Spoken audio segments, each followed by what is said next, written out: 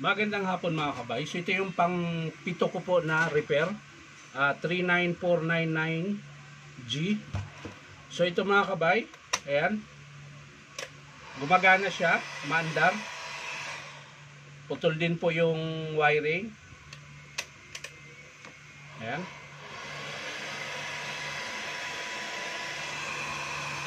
Wala. So putol yung wiring, ang problema wala po siyang binubuga na init, puro hangin lang. So titingnan natin yung loob mga kabay. Baka element na naman to, sana element lang para maipagawa pa ng may-ari ito.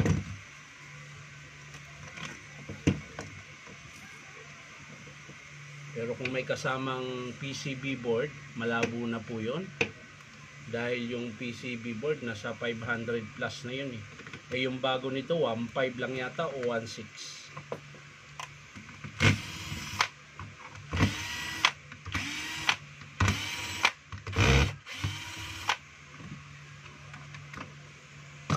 So yun no. PCB board na naman mga kabay. Ayan. So para na siyang bumiling bago nito. Kasi kasama yung element.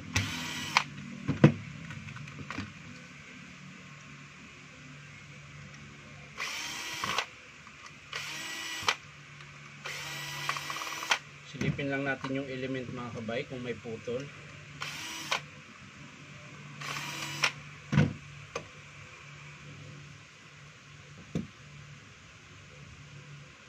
So ayan, putol din oh. Ayan po. Ayan.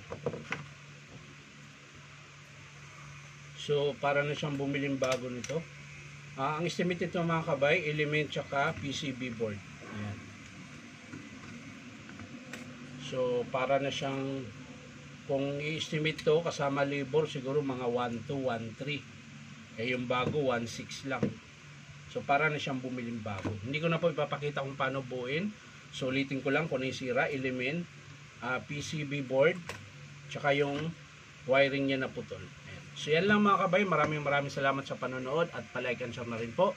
At syempre po baka naman pwede makahingi sa inyo na isang subscribe dito po sa YouTube account na Inom Tabay. So maraming salamat mga kabay. Bye-bye.